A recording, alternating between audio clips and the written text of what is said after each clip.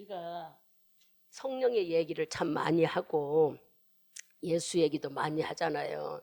그런데 이 성령과 예수 얘기들을 다 어디서 나온 건지, 또 우리가 지난주에 부활절을 이미 우리가 보내고 또 부활절을 그 생명으로 우리가 살아가는데, 부활에 대한 의미를 그냥 부활절 절기다 이렇게만 한 게 거기에 담긴 깊은 뜻, 물론 예수의 부활로 인하여 죄에서 사망에서 해방되었고 예수 피가 우리를 용서해 주셨다는 이런 것은 알지만 그 깊이의 의미를 우리가 잘 몰라서 오늘 이 말씀을 가지고 좀 그 깊이 예수 그리스도의 부활의 의미를 좀 우리가 좀 깊이 알아보자 하는 말씀으로 오늘 전하려고 합니다.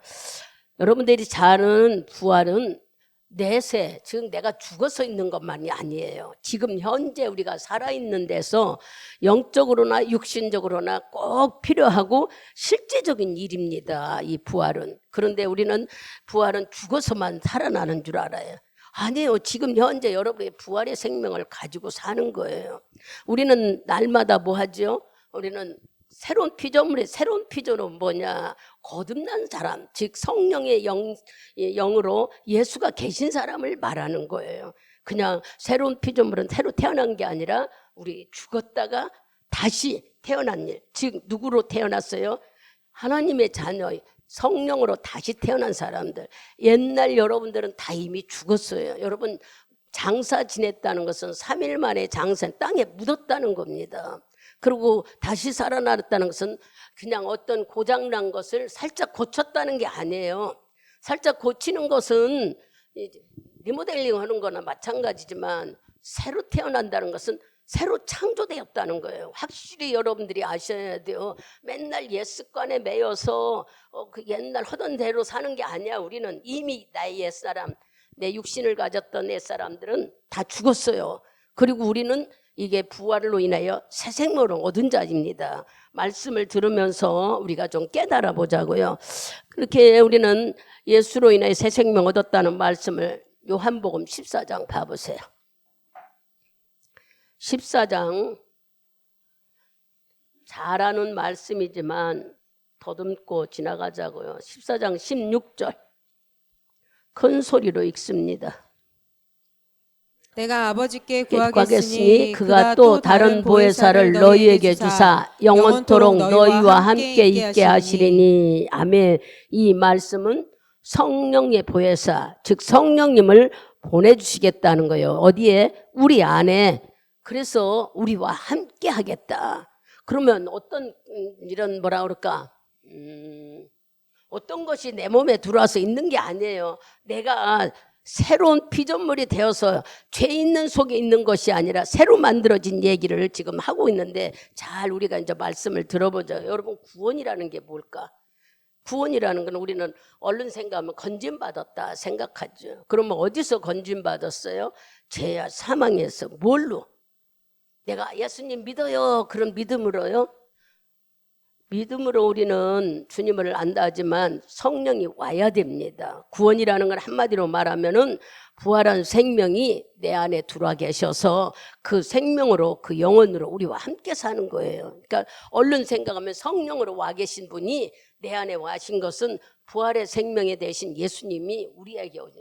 예수님이 오셔서 십자가에 죽기 전에는 성령님이 우리에게 오시지 않았어요.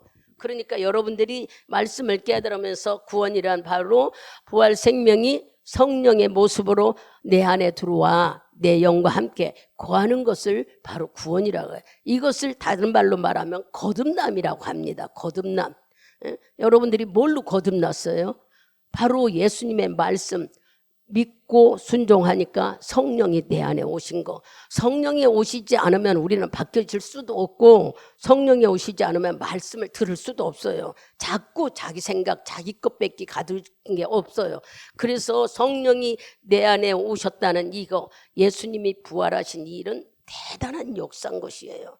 한마디로 말하면은 성령이 내 안에 들어오면서 바로 뭐가 변해요? 내가 바뀌어지는 거예요. 내 삶이 자꾸 뭘로? 말씀 안에서 내가 바뀌어져요. 부활의 예수님의 생명이 내 안에 들어오면서 내가 바뀌어지며 뭐 어떤 사람이 돼요? 거듭난 삶을 살게 되는 거예요. 새로운 피조물로 사는 거예요. 거듭남했다는 것은 다시 태어났다. 예수 안에서 내가 다시 태어났어요. 예수님이 우리에게 주신 부활의 생명이 성령으로 내 안에 들어오셔서 나는 바로 새롭게 태어난 사람인 거예요.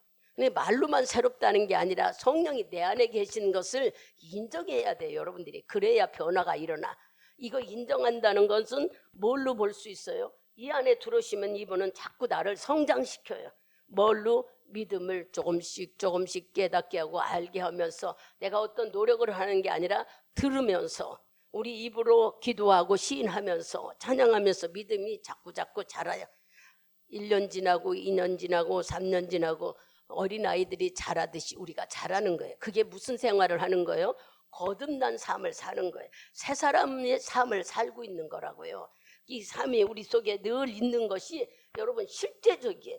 그냥 이론적이고 막연한 게 아니라 내 안엔 예수가 있어 그런 게 아니라고, 실제적이라고. 요한복음을 14장 여기 봤죠? 그럼 14장 20절을 한번 읽어보세요. 같이 봅니다. 그날에는 내가 아버지 안에 너희가 내 안에 내가 너희 안에 있는 것을 너희가 알리라. 아멘. 이거는 막연한 이론이 아니야. 실제적이고 구체적인 일이에요. 지금 현재 여러분 안에 예수가 계시고 예수님이 나와 함께 하신다는 것을 14장 20절에 우리에게 얘기해 주는 거예요. 뭐 하고 나서요? 예수님이 부활하신 그 생명이, 그러니까 예수님의 부활이 얼마나 우리에게는 중요한지 몰라요. 예수님이 부활하셨기 때문에 우리가 성령의 보혜사로 우리 안에 예수 영이 와 있는 것이지, 만일의 경우 그러면 이게 궁금하면은 어디를 볼까요? 오늘 본문으로 읽었던 15장을 갑니다. 여기서 이제 풀어주지요. 이런 얘기들을 우리가 잘 모르니까. 이 말씀은 바로 이제 바울이 누구에게? 고린도 성도들에게 부활에 대해서 말씀하고 있는 거예요. 15장 13절에서 19절까지 같이 큰 소리로 읽습니다. 여러분. 만일 죽은 자의 부활이 없으면 그리스도도 다시 살지 못하셨으리라. 그리스도께서 만일 다시 살지 못하셨으면 우리의 전파하는 것도 헛것이요 또 너희 믿음도 헛것이며 또 우리가 하나님의 거짓 증인으로 발견되리니 우리가 하나님이 그리스도를 다시 살리셨다고 증거하였습니다. 만일 죽은 자가 다시 사는 것이 없으면 하나님이 그리스도를 다시 살리시지 아니하셨으리라. 만일 죽은 자가 다시 사는 것이 없으면 그리스도도 다시 사신 것이 없었을 터이요. 그리스도께서 다시 사신 것이 없으면 너희의 믿음도 헛되고 너희가 여전히 죄 가운데 있을 것이요. 또한 그리스도 안에서 잠자는 자도 망하였으리라. 아멘. 예수가 십자가에 죽지 않았으면 우리 죄를 용서받지 못했어요. 여전히 우리는 죄 속에 있고 두려움 속에 있고 매일 그 죄의 마귀의 종노릇을 하고 사는데, 주님이 죽으심으로 인하여 우리에게 이렇게 새 생명, 즉 말하면 영생을 주셨다. 요한복음 3장 16절에 영생을 주셨다는 말을 아직도 모르는 사람이 너무 많은 거예요. 우리는요, 죽지 않고 영원히 사는 생명이 성령의 영산, 즉 말하면 성령이 내 안에 있다는 얘기예요. 근데도 아무리 얘기해도 우리는 맨날 죄지면 벌받고 죽는 줄 알아. 우리가 그것은 뭐 때문에 회개하는 거야? 하나님의 자녀로 살지 못하고 말씀대로 어긋내 살면은 마귀의 종이 끌려가니까 깨달았다라면 바로바로 버리라는 거예요. 옛날처럼 막 멸망을 당하고 뭐하고 안 해. 옛날 예수가 십자가에 죽으심으로 인하여 우리가 지은 옛사람이 다 죽었어요. 지금은 우리가 이걸 인정하고 고백만 하면 되는 거예요. 이것이 우리들은 해결하고 하니까 오해받은 거, 잘 오해하지 못한 것을 버리라고 하는데 자꾸 자기는 막 죽을 죄 지은 죄냐. 여러분 살인죄 졌어요? 살인죄 진 거 없어요. 주님을 몰랐던 거죠. 하나님의 자녀라고 너는 새로운 피조물로 다시 태어났다 해도 우리가 그걸 믿지 못하고 자꾸 엉뚱한 데로 가니까 돌이켜 돌아오라는 것이 회개라는 뜻이에요. 근데 그런 것들을 아무리 얘기해도 여러분들은, 그리고 우리 속에 그동안 내적 치유했고 회개하고 기도했던 걸 쌓이지 못하게 하려고 여러분 속에 안에 들어가면은 견고한 성이 만들어져서 나도 모르게 자꾸 육신의 욕망을 쫓아간다는 거예요. 그러니까 하나님은 그때그때, 왜냐 너는 바로 예수가 죽음으로 새로 태어난 자이기 때문에 의로운 자이니 그런 것에 매이지 무덕에 쏟아버리라는 거예요. 우리가 잘 깨달아 들어서 이런 훈련 속에 예수를 알고 왔다면 오늘 부활의 의미가 뭔 줄을 알아야 돼요. 그냥 예수님이 부활했다는 게 아니라 그 부활하셨기 때문에 여기에 내 죄가 용서받았고 내가 지옥 가지 않게 된 거예요. 만일 예수가 부활하지 않았다면 우리 믿음도 헛것이고 아무 소용이 없다고 하잖아요. 죄도 용서받지 않았을 거고 영생도 아무 소용이 없을 것이다. 그렇게 말씀하고 있잖아요. 그러나 예수님이 우리가 읽은 말씀을 보니까 부활하신 것은 사실이잖아요. 이론이 아니라 사실. 이 세계에서 전부 다 부활절을 지키는, 예수를 믿는다면 안 지키는 나라가 없어요. 전부 다 지켜요. 심지어는 많은 것을 사람의 지식과 사람의 이론으로 만들어서는 천주교도 부활절을 지키지 않아요.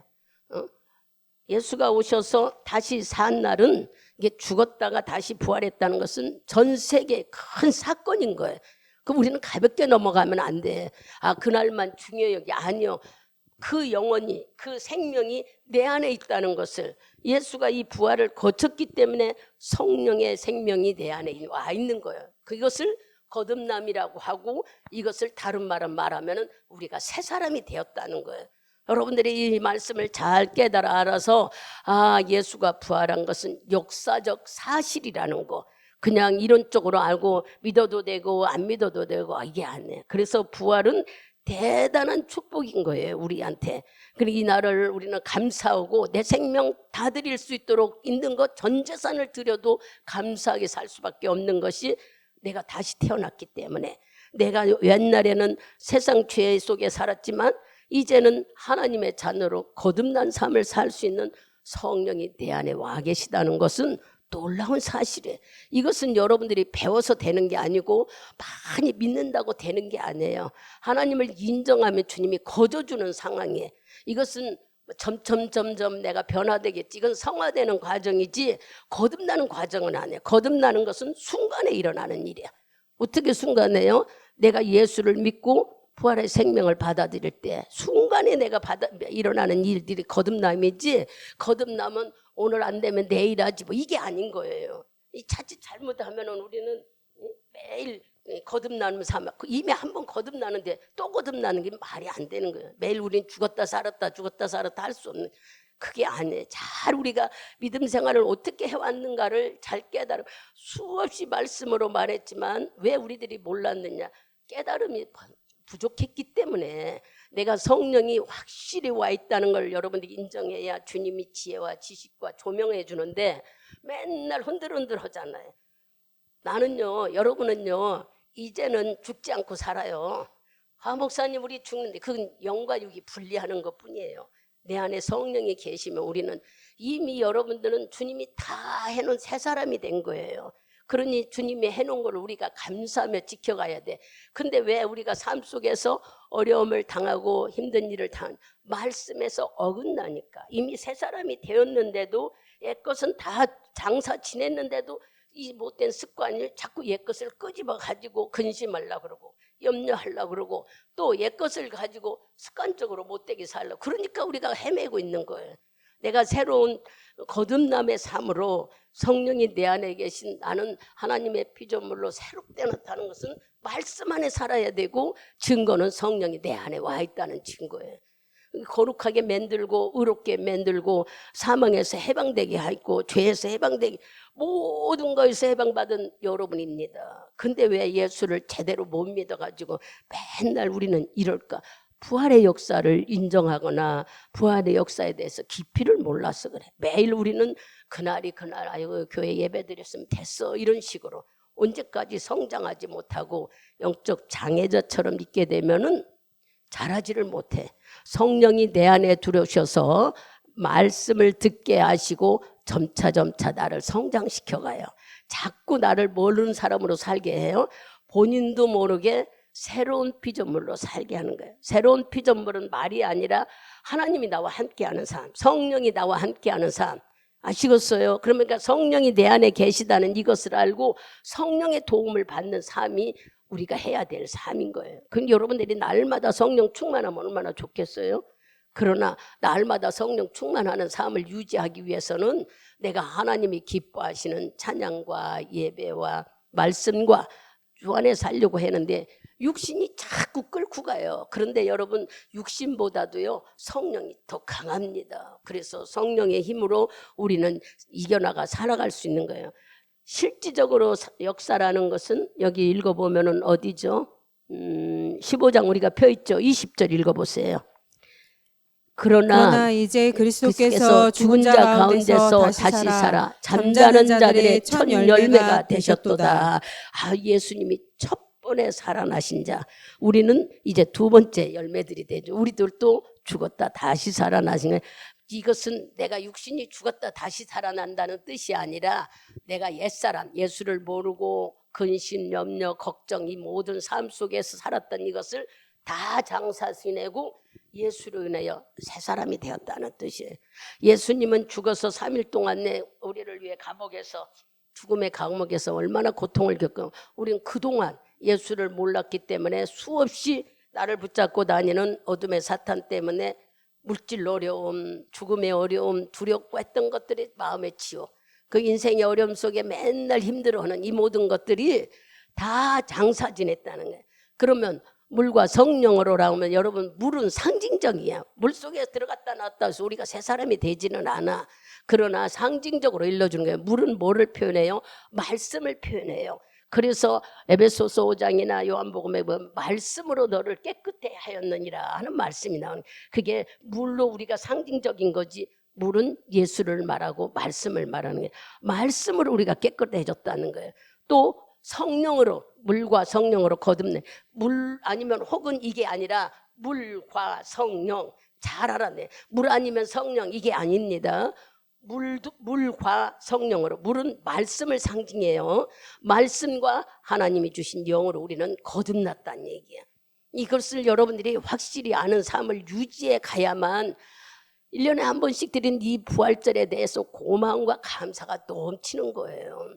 일반적인 걸로 가볍게 여겨서는 안 돼요. 내가 어떻게 살고 있는데 내 안에 예수 영이 와 있다는 거. 그래서 우리는 실질적으로 예수가 죽었다 다시 부활했다는 걸 여기 우리에게 역사적으로 사실이라는 걸 안에서 어떻게 살으라고 그래요? 이것이 없으면은 믿음도 영생도 다 헛것이다. 죄도 용서받은 것도 다 헛것이다 그랬잖아요. 죄 가운데 여전히 우리가 있을 것이다. 그러나 부활의 역사를 확실히 믿는 자들은 어떻게 살아야 되냐? 골로새서 3장을 가보세요.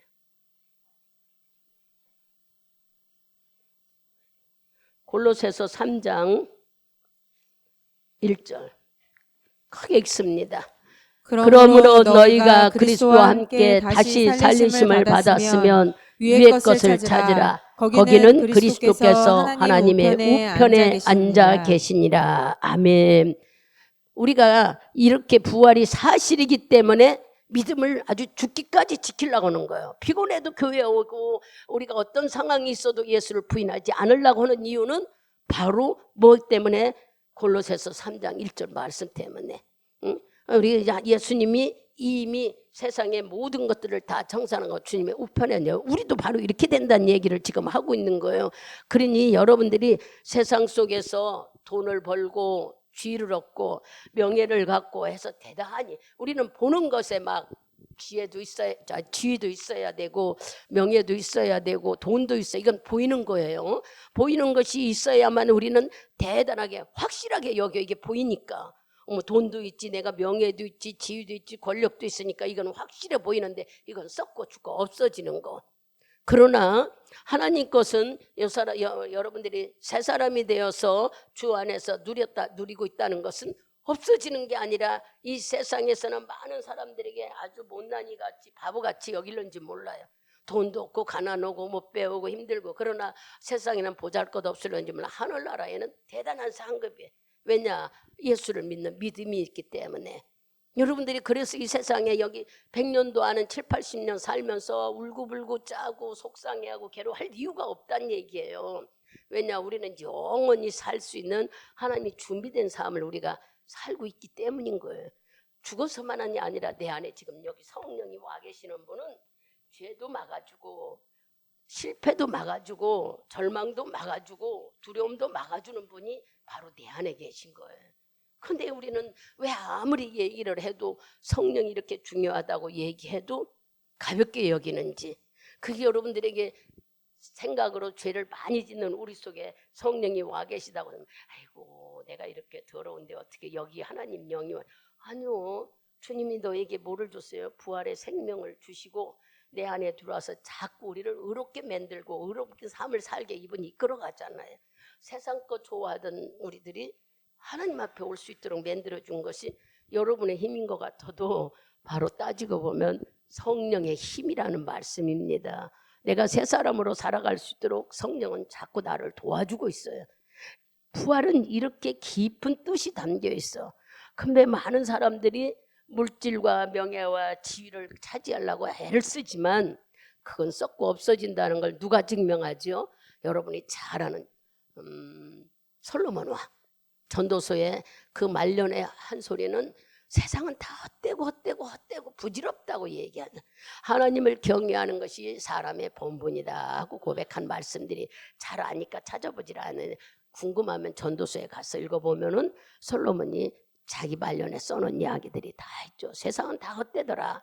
많은 돈을 누려받고 명예도 가져받고 왕으로서 또 부인들도 1000명을 거느렸대야. 상상해. 얼마나 정력이 좋아서 그런지는 모르지만 말도 안 되는 일이죠.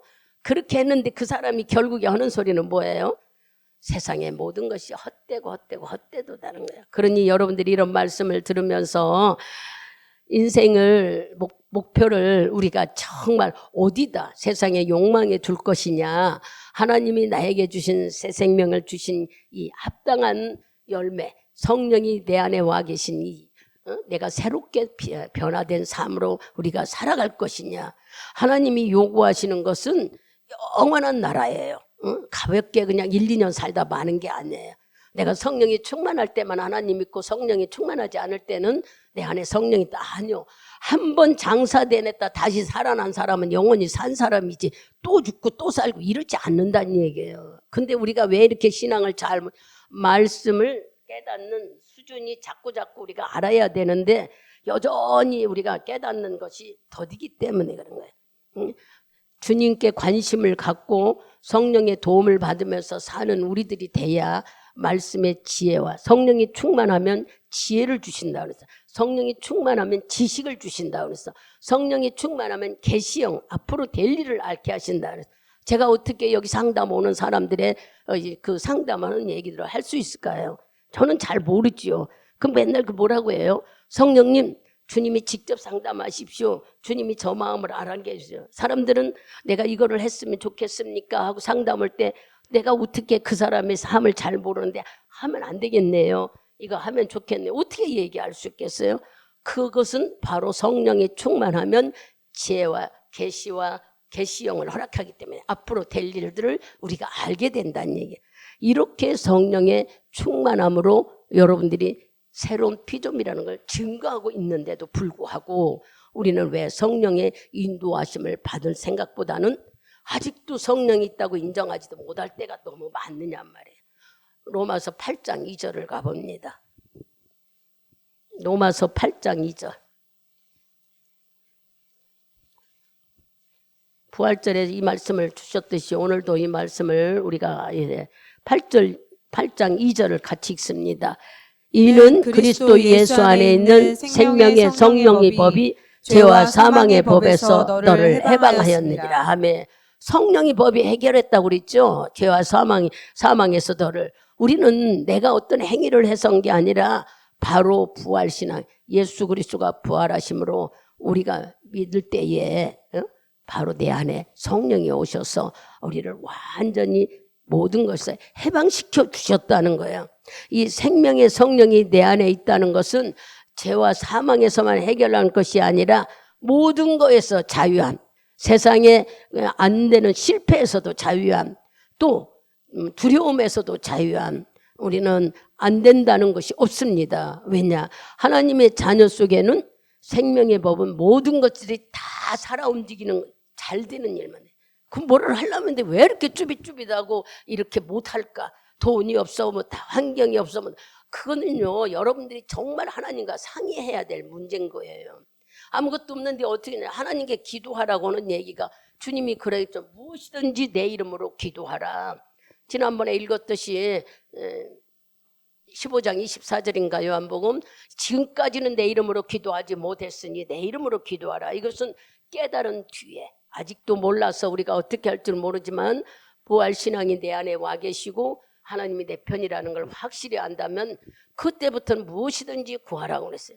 그러면 우리는 영적인 것만 구하고 육적인 건 구하지 말라. 아니요, 육적인 것이 풍성해야 하나님께 영광을 나타낼 수 있는 거예요.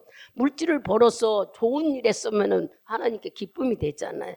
욕망과 욕심과 사리사욕과 음탕하게 쓰게 되면 하나님 안 주셔요. 그러나 내가 물질을 향해 잘 쓸 수 있는 사람, 잘 수 있는 사람은 이웃을 위해서, 나를 위해 하나님의 영광을 쓸 수 있는 길이 확확 열려지는 거예요. 우리는 그런 말씀을 수없이 들었어도 잘 안 된 것은 내가 믿음이 약해서, 믿음이 없는 게 아니라 믿음이 적어서 완전히 주님이 하신다는 걸 인정하는 것들이 여전히 우리 속엔 두려움이 있고 확고하게 믿어지지를 못해서 그런 거예요. 그 우리 보고 뭐라고 그랬어요? 이 말씀 더 설명해야 되는데 로마서 12장 2절을 읽어봐봐요. 여기 이제 접어놓고 로마서 8장 읽는데 12장 2절에 뭐라고 그랬어요? 너희는 이 세대를 본받지 말고 오직 마음을 새롭게 함으로 변화를 받아 하나님의 선하시고 기뻐하시고 온전하신 뜻이 무엇인지 분별하도록 하라. 아멘. 오후에 이런 말씀을 수없이 하잖아요. 우리가 뭐 하라고? 새롭게 변화를 받아서 날마다 선하시고 기뻐하신 하나님의 선한 뜻을 찾아 우리 분별해서 살으라고. 근데 우리는 하나님의 선한 뜻이 뭔지도 모르고 여전히 내 안에 부활하신 새 생명이 있다고 해도 인정도 안 하려고 그래. 그래서 그것을 너희들이 모르면은 바로 뭐라고 그랬어요? 네 죄를 다 용서받았다는 증거가 성령이 와 있는 증거라고 설명도 해드렸어요. 성령이 내 안에 오실 때는 나의 죄를 다 사망에 죽게 하고 다시 우리 속에 와서 새 사람이 되었기 때문에 내 안에 와 있다고 얘기해도 여전히 우리는 막 옛날 것을 붙잡고 힘들어할 때가 많죠. 그러지 말란 얘기요. 정말 하나님이 여러분의 힘이십니까? 그러면 그 힘을 의지해서 그분이 나의 도움입니까? 도움이 되도록 여러분이 찾고 찾아야죠. 그냥 막연하게 그렇게 하고 여전히 육신 붙잡고 근심 걱정하고 살면 아무 소용이 없어요. 생각을 새롭게 하라는 것은 하나님이 나의 주인이라고 인정한다면 주님을 찾으라는 거예요. 도와줄 수 있는 것은요, 이 세상을 창조한 하나님이지 사람들이 아니에요. 근데 하나님은 사람을 통해서 역사하신다는 것은 하나님이 직접 내리지 못하니까 사람들의 마음을 움직여서 돕는 손길로 우리에게 일하시는 거예요. 그러니 여러분들이 저 사람이 나를 도와줬다는 것은 그 하나님께서 그 마음을 움직였다는 얘기예요. 이게 주님께서 하시는 방법이죠. 하나님이 하시는 일. 영적인 깨달음을 알게 되면 삶의 모든 것들은 주님이 이끌어간다는 게 확실히 믿어지는 거예요. 내가 어디서 누구를 만나는 일이나 내가 어디서 넘어진 일이나 어떤 사고를 당한 이게 다 하나님께서 하시는 일이라는 걸 알게 돼요.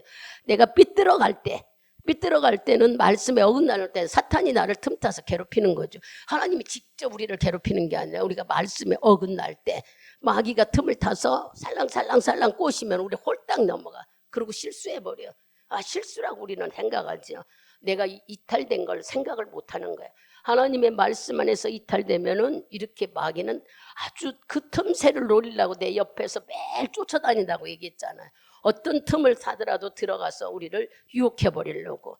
그러나 내가 말씀이 내 안에 살아있는, 즉 내가 성령으로 새로운 사람이라고 믿고 나는 말씀으로 산다면 주님은 내 편이고 나를 돕는 내 안에는 예수가 계심이 마귀가 절대 나한테 접근할 수 없다는 확실한 믿음이 있다면 우리 넘어지지 않아요. 근데 이런 것들을 아무리 얘기해도 우리는 다 망각하고 깨달음이 아니면 믿음이, 그래서 예수 믿는 걸 여러분들이 와도 되고 안 와도 되고 이게 아니야. 내 생명에 달린 문제라는 걸 확실히 알아야죠. 이렇게 우리는 새롭게 변화된 삶을 살라고 위의 것을 찾으라고 알려주죠. 고린도전서 15장 가보세요. 고린도전서 15장 31절 우리가 크게 같이 읽습니다. 형제들아, 내가 그리스도 예수 우리 주 안에서 가진 바 너희에게 대한 나의 자랑을 두고 단언하노니 나는 날마다 죽노라. 아멘. 왜 이렇게 바울은 날마다 죽노라고 할까? 생각이 올라오는 거, 육신의 생각이 올라오는 것을 제거할 수가 바로, 그렇지 않으면 내가 막 욕망으로 가버리잖아요. 그러니까 날마다 죽노라 했어. 육신이 죽는다는 게 아니라 올라오는 이 생각들을 예수의 이름으로, 성령의 이름으로 제지해서 내 육신이 올라오는 걸 자꾸 십자가에 누르고 한다는 얘기예요. 내가 날마다 죽는다면 내가 날마다 나 죽으면 아무것도 없는데, 그런 뜻을 여러분들이 잘 깨달으면 육신이 생각이 올라오잖아요. 자꾸 하나님 것보다 내 것이 먼저 가려고 그러고 근심이 염려가 자꾸 불안하게 이 올라오는 것들을 우리는 깨달아야 돼요. 그것이 마귀가 주는 마음이라 하면은 나도 이 육신의 생각에서 죽고 하나님 안에 들어가는 것이 우리가 바울처럼 날마다 죽노라고 얘기한 거예요. 바울도 바로 로마서 7장에 보면 자기 속에 있는 이 마음을 어쩌고 해서 내가 공고한 자라고 얘기했던 것이 사람 속에는 이렇게 일어나는 일들이 수없이 많아요. 그럼 여러분들이 아이고 목사님 어떻게 말씀 다 지키고 삽니까? 그죠? 그럼 우리가 지키라는 게 내 안에 있는 성령의 도움을 받으세요. 성령님 도와주세요. 성령님 지혜와 지식을 주세요. 성령님이라 성령의 인도를 받아야지. 여러분들이 지키지 못해. 육신은 홀딱 넘어가. 조금 좋은 거 준다고 하면 그냥 열일 제쳐놓고 다 가버리는 게 우리 육신이에요. 이 육신을 이기라는 것이 너는 날마다 죽노라 그 얘기를 하는 거예요. 육신을 이기는 삶을 살아야 된다 하는 거. 그러면 50절 지금 또 15장 펴 있죠. 50절을 한번 봐봐요. 크게 읽습니다. 형제들아 내가 이것을 말하노니 혈과 육은 하나님 나라를 유업으로 받을 수 없고 또한 썩는 것은 썩지 아니한 것을 유업으로 받지도 못하느니라. 아멘. 이렇게 썩고 죽은 육체를 혈과 육을 가지고는 하나님 나라를 갈 수가 없대. 내 안에 계신 성령님을 온전히 인정한다면 나는 거듭났고 새로운 사람이라고 여러분들이 믿는. 아 목사님 나는 방언 기도를 안 해서 거듭난지 몰라. 아니요. 예수의 부활에 예수님이 부활하셨다는 믿음을 여러분들이 인정하고 믿을 때 내 안에 바로 성령이 와 계시다는 것을 여러분이 인정할 때, 물론 여러 사람들이 거듭난의 삶은 그 중생이기 때문에 각자 다 체험은 틀리지만 우리가 순간적으로 거듭남을 다 체험한 자들이에요. 그런데도 불구하고 내가 새 사람이 되었다 하면 새 사람은 누굽니까? 하나님의 사람이지요. 새로운 피조물은 하나님의 사람으로 바뀌어졌다면 하나님께 우리는 기뻐하는 주님의 자녀로 살아야지. 우리 집 자녀가 저 집 아들, 딸로 산다고 하면 좋겠느냐 말이에요. 어쩌다 그 부모한테 효도할 수도 있지만 매일 그 집이 좋다고 그렇게 가면 여러분 기분 좋겠어요. 하나님 마음을 헤아려 보자는 얘기예요. 그냥 무수개로 얘기할 때 하나님 마음은 자기가 죽으면서까지 아들을 줘서 죽으면서까지 나를 대가를 주고 샀어. 그러니 여러분들이 그것을 안다면은 아 내가 하나님의 자녀로 오직하면 주님이 요한복음 14장 가보세요. 깨달으라고 여러분들이 요한복음하고 로마서를 많이 읽어보세요. 그러면은 정말 말씀을 많이 알게 되죠. 요한복음 14장 18절 가보세요. 크게 읽습니다. 내가 너희를 고아와 같이 버려두지 아니하고 너희에게로 오리라. 이게 무슨 말씀이에요? 깨달을 수 있겠어요? 이게 무슨 말씀이에요? 여기에 16절에 성령을 보내주시겠다는 말씀이 계속 이어지면서 18절에는 내가 너희를 고아가지 바로 성령이 네 안에 와서 너와 함께 하겠다는 얘기입니다.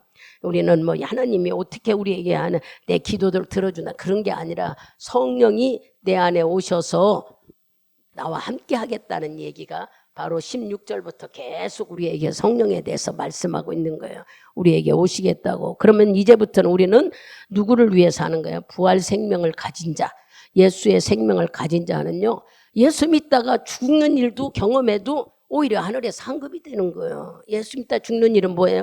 핍박받는 일. 사람들에게 손가락질하고 누명 쓰고. 사람들은 신앙생활 하다가 자기가 좀 서운하면 맨 교회 목사 얘기해. 그러니까 목사들은요 대단해서 하나님께 칭찬받는 게 아니라 욕 다 먹는 거, 핍박받는 거, 오히려 그것 때문에 주님이 더 보호하는지도 몰라요. 자기들의 영혼을 잘되게 하려고 권면해 주는데 나중에 뭔가 좀 서운하고 뭐 하면 다 목회자가 잘못했대. 말도 안 되는 소리를 하고 있는 거예요. 자기가 말씀을 못 깨달아서 내가 성장하지 못한다는 걸 알지 못하고 그저 권면해주고 알려주고 하는 자들에게 책임감을 돌리려고, 이건 잘못된 거예요. 계속 성장하라고. 여러분들이 믿음이 거듭났으니 성령이 여러분 안에 사니까 그분의 지혜와 지식으로 살으라고 이런 말씀을 알려주는 것이 우리에겐 축복인데, 이걸 못 깨달으니까는 어떤 일만 있어 나면은 교회와 목회자들. 그런데 하나님은 그렇지 않잖아요. 하나님은 앞에서 세워서 말씀을 전하는 자들을 똑똑하고 잘나고 지식 있어 부른 게 아니야. 가장 어렵고 힘든 자. 왜냐하면 보여주려고. 이런 자도 주님이 쓰신다고. 그 증거가 고기 잡은 베드로가 글씨 공부도 못하고 그것이 생활이었지만 예수께 붙들렸더니 세상에 그가 전하니까 하루에 3,000명. 얼마나 능력을 주셨는지, 그가 지나가는 그림자만 밟아도 병이 낫는다고 사람들이 아우성치고 그 그림자를 밟으려고 그랬어요. 그렇게 하나님이 변화시켜 주신 것은 뭐를 보여주려고? 하나님이 있다는 걸, 가장 약한 자를 들어서 일하시는 분이 하나님이라는 거, 이렇게 나약해도 너희들이 예수가 있다고 인정하면 이렇게 변화된다는 걸 보여주려고. 그러니까 여러분들이 이런 말씀을 들으면서 바로 내 안에 성령이 계심을 인정해야 되는 거예요. 나는 믿음 생활 잘하고 기도 생활 잘하고 능력 있어야 성령이 와 있는 게 아니라, 못하는 우리가 믿음을 가지니까 주님이 듣고 성장시켜서 우리가 충만하게 자꾸 주님의 은혜예요. 그런데 성령이 충만하다고 자랑할 것도 아니야. 주님이 주시는 은혜 속에 우리가 살게 되는 거예요. 근데 얼른 생각할 때 보세요. 공부하려고 하는 애는 공부를 자꾸 하면 공부를 잘해요. 그죠? 공부하기 싫어하는 애는 공부를 못해요. 이와 마찬가지로 내가 하나님을 알고자 하면요, 하나님은 더 많은 지혜를 주셔요. 근데 하나님을 알고자 하지 않고 그냥 어쩌다 와서 예배드리고 그냥 또 내 맘대로 살다 와요. 절대로 알라고는 관심이 없는데 어떻게 하나님이 지혜와 지식을 주시겠어요? 요 공부하는 학생들을 열심히 공부해야, 자기가 복습하고 예습해야 공부를 잘해. 복습 예습 안 하면은 못하는 거예요. 따라가지 못하는 거예요. 그와 마찬가지로 하나님에 대한 관심이 우리에게 있어야 되지 않겠느냐는 얘기예요. 근데 하나님에 대한 관심은 재버려 놓고 세상 관심만 갖는다면은 우린 자꾸 세상 것이 들어오게 되는 거예요. 하나님은 너는 거듭났다, 새 사람으로 살아라 하는데도 자꾸 세상 것으로만 산다면은, 여러분 생각할 때 주님이 그냥 놔두시겠어요? 그러면 기다리죠. 돌아오기 기다리는데 마귀가 가만두지를 않아. 그 틈새를 끼어들어와서 자꾸 불안하게 하고 걱정하게 하고 염려하게 만들어버리는 것이 마귀야. 어떤 틈을 타고 들어와서 안 된다고, 사업장이 안 된다고, 또 여러분들의 가정에 경제력이 없다 고민하지 마세요. 걱정하고 걱정 마귀가 더 갖고 놀아. 하나님은 우리에게 건강 주시고 모든 걸 할 수 있도록 열어놓으셨다고 하면 주님께 지혜와 지식과 깨달음을 달라고 그러고 하나님의 길을 인도해 달라고 하나님을 찾아야죠. 뭐 꼭 기도해서 준다고 생각하는 말은 아닙니다만, 여러분들이 주님을 의지하면 주님은 내 안에 성령으로서. 오전에 그런 말씀을 하시되 전도하는데 맞아요. 부모가 아이가 오줌 싸고 똥 싸도 그 아이가 아픈지 뭐한지 부모는 다 안다는 거예요. 아이 웃는 모습, 얼굴 모습만 봐도 불편한 건지 아니면 어쩐지. 그래도 부모는 그거 귀찮다 않고 다 하는 거죠. 하나님은 똑같아요, 우리한테. 우리 마음을 너무 잘 알아. 그러니까 우리가 교활한지 정말로 하나님 안에서 살라고 하는지 주님은 더 먼저 알고 계시는 거야. 우리는 이것저것 막 가지고 핑계 달라고 하지 말고, 갔다가 이거 되고 저거 이래서 못해요 저래도, 이건 다 핑계라는 거야. 하나님이 보실 때 나는 이유가 되죠. 내가 바빠서, 육신이 연약해서. 제가 늘 얘기했죠. 병원에 입원하는 것 같이 속상한 거 없더라. 병원에 입원하면 기도도 못하고 성경도 못 보고 하나님 예배 말씀도 예배도 예배 들어와서 예배 오지도 못하니까 말씀도 못 듣고, 정말 건강한 게 얼마나 감사한 줄 알아요. 여러분들이 걸어서 교회 와고 예배드리고 기도하고 찬송하는 건 축복인 거예요. 이 젊었을 때 이런 기회가 있을 때 우리는 주님 앞에 더 가까이 나가야 되는 것이 우리들의 모습인데 부활 생명을 가진 우리는 자꾸 그 오직하면 부활 생명 가진 자는 예수를 위해 죽을 수도 있고 예수를 위해 희생할 수도 있다는 거예요. 그런 믿음이 진짜 진리로 사는 믿음인 거예요. 저 사람이 나를 얼마나 뭐라고 하든 말든 예수 믿는 거에 대해서 우리가 이겨낼 수 있는 믿음이 있다면 하늘의 상급은 대단하다는 것을 우리는 깨달아야 돼요. 내 안에 성령이 와 계시다는 것은 나를 자꾸 예수 생명을 채워주고 계시다는 걸 여러분들이 바르게 깨달아야 돼. 와 있으니까 안 해도 되겠다. 아니요. 예수 생명으로 자꾸 말씀으로 채우고 해서 내가 뭐한 사람이 되기를 원해요. 베드로전서 2장을 가보세요. 베드로전서 2장.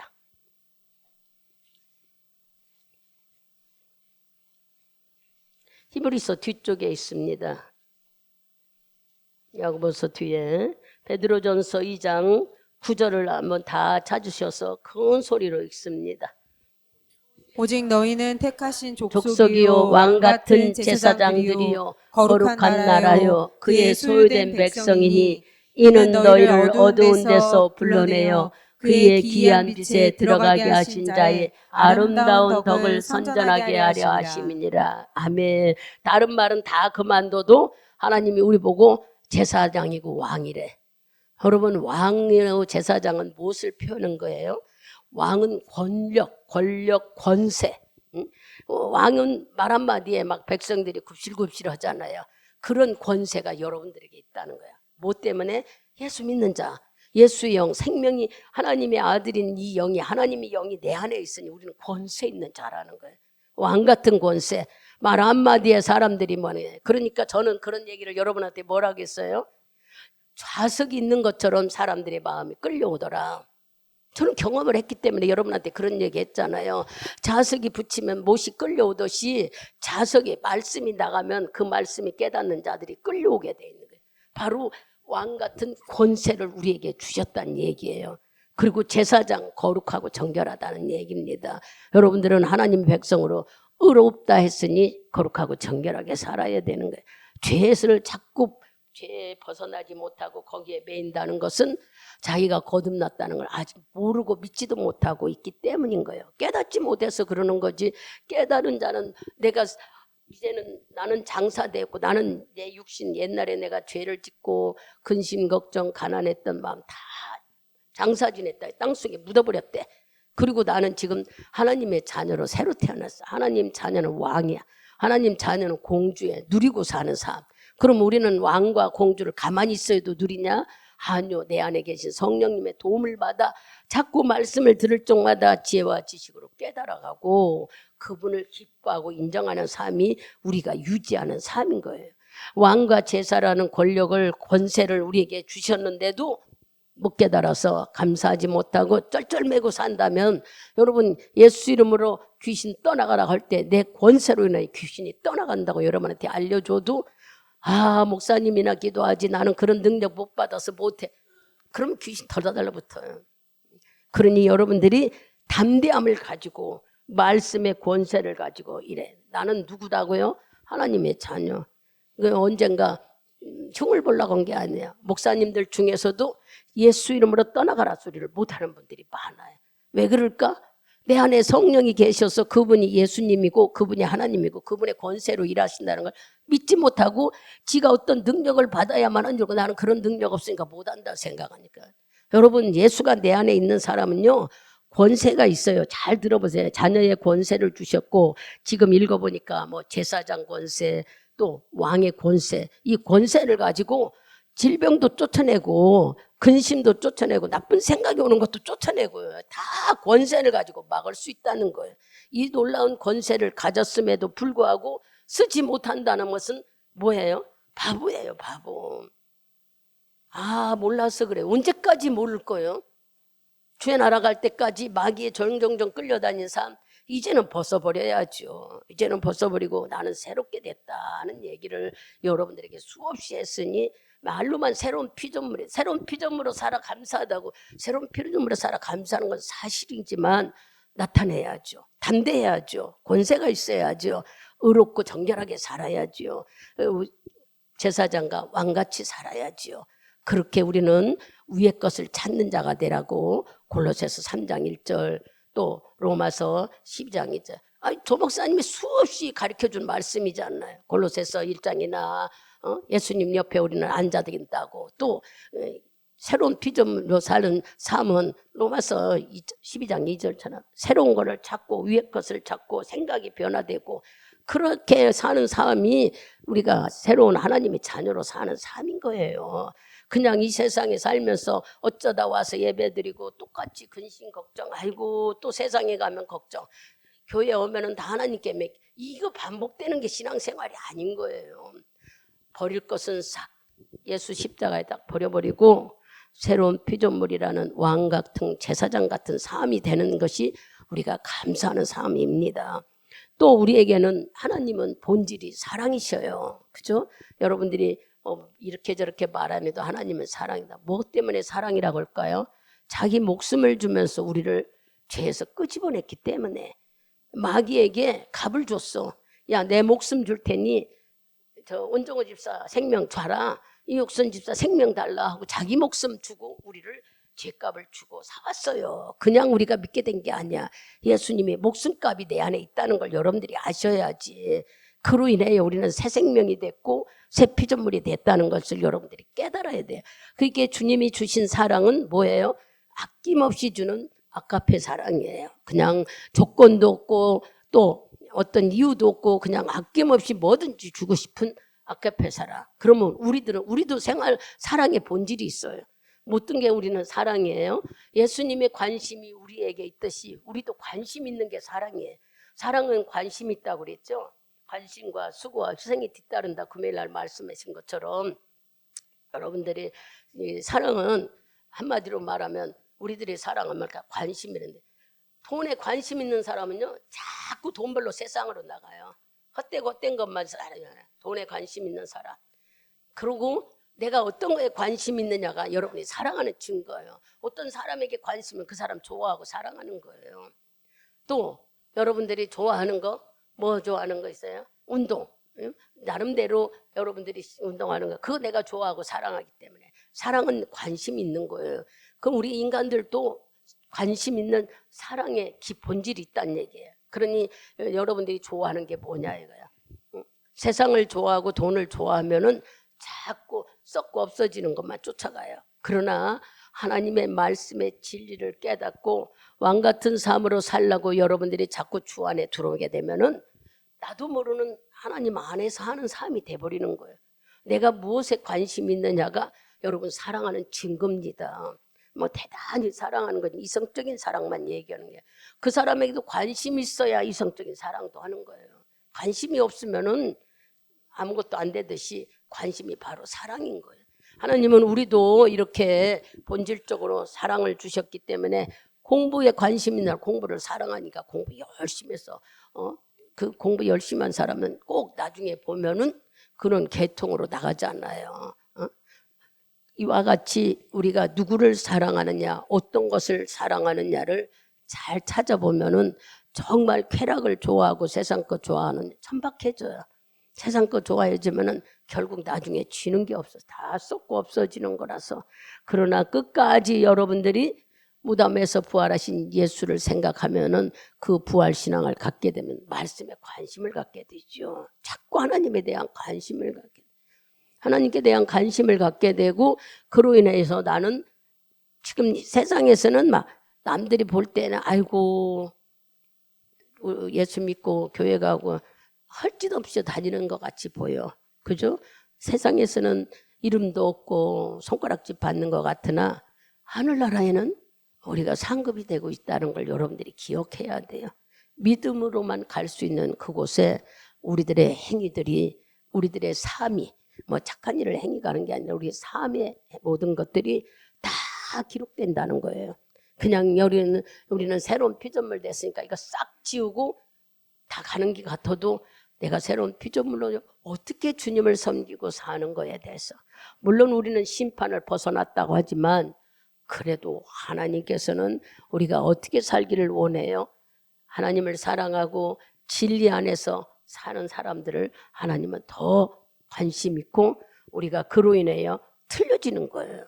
정말 말씀에 관심 있고 자꾸 하나님을 찾고 하는 삶은요, 나중에 보면은 그게 진짜인 거예요. 진짜라고 하면은 뭐가 진짜냐? 하늘나라에 가보면은 진리로 사는 삶이 된대요.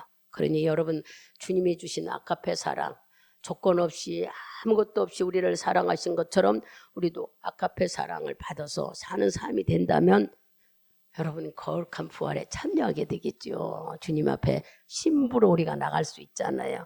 늘 신부 얘기를 했지만 결혼할 신부가 다른 남자 만나요? 그 남자 만나고 결혼할 준비에 마음이 막 들떠있고 기쁘고 그러죠.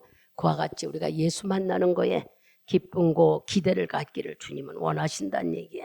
이제 마무리를 합니다. 주님은 우리에게 영생을 주셨습니다. 영원히 살 수 있는 생명, 그게 바로 성령으로 와 계신 생명입니다. 이 생명이 있는 자들은 늘 깨어서, 즉 말하면 영적으로 깨어있다는 것은 딴 게 아니에요. 성령의 인도함을 받는 것이 영적으로 깨어있는 삶입니다. 영적으로 깨어있는 삶을 살아서 세상을 부인하고 하나님 말씀 안에 주님이 십자가에 지면서 세상을 승리하신 것처럼 여러분들도 주님이 나를 위해 주신 그 새 생명을 귀히 여기는 마음을 가지고 하나님이 우리에게 주신 아카페 사랑으로 살아가는 것이 우리가 늘 주 안에 사는 삶, 즉 부활이라는 것을 여러분들이 부활에 대한 의미, 예수가 나를 위해 십자가에 죽은 의미는 바로 우리에게 새 생명을 주시려는 것이에요. 우리에게 생명을, 주님이 죽지 않았다면 우리는 죄에서 용서받을 수가 없었어요. 주님이 죽지 않았다면 우리는 성령이 내 안에 오시지도 않았어요. 그러나 이 일은 실질적인 사건입니다. 예수가 십자가에 죽고 살아나신 일은. 그렇다면 이제부터 우리는 성령이 내 안에 계시다는 것을 인정하고 새 사람으로 사는 삶을, 새 사람의 삶은 성령의 인도함을 받는 삶이에요. 언제나 성령님이 우선적으로 무엇을 하든지 여러분 성령님께 묻고 성령님의 인도를 받는 삶을 훈련해 보세요. 자꾸 훈련하면 됩니다. 나는 미련해서 모릅니다. 그렇게 미련하고 모르는 자는 꿈을 꾸게 하시라도 알려주셔요. 그러니 여러분들이 어떤 방법이든지 성령 안에서 사는 삶, 성령의 인도를 받는 삶을 유지하여 부활에 이런 깊이가 있었구나 하는 걸 깨달아 부활 생명을 가진 여러분은 영적으로 깨어있는 자가 되기를 축복드리겠습니다.